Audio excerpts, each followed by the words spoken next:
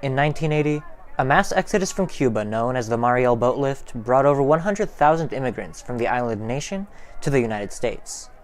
Among them was Alberto Gonzalez, the owner of 90 Miles Cuban Cafe, which has a location about 15 minutes from Northwestern by car.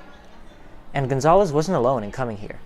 About 21,000 people of Cuban descent live in the Chicago area, with most living in Cook County.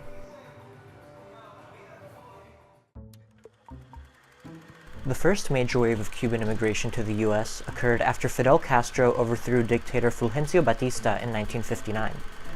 Castro then established a dictatorship of his own, and Cubans fled their home country, with 20,000 coming to Chicago between 1960 and 1973, according to the Encyclopedia of Chicago.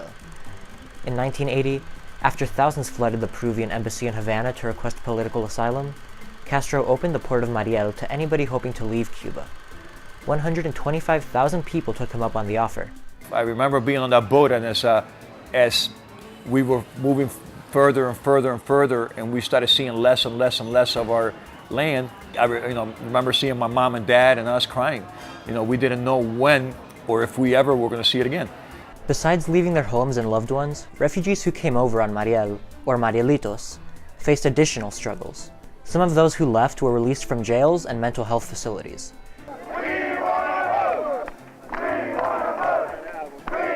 Anti-Cuban immigrant sentiment rose, and a spike in crime in 1980 South Florida, where many Marielitos settled, intensified disdain toward these refugees. They would keep the Marielito word out of the equation. You would ask them, when did you come from Cuba? They would tell you a year.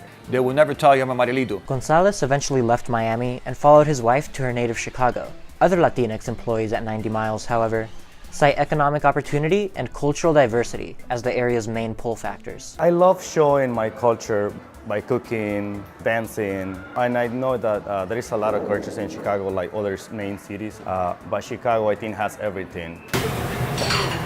Es una oportunidad de trabajo, una mejor vida, y siempre es tratar de mejorar, es tratar de superarse uno mismo. There's nothing you could do to me that Fidel Castro hasn't already done. That's why immigrants in America are successful, because we come from worse. I'm in the United States of America, and I'm making it as a Marielito.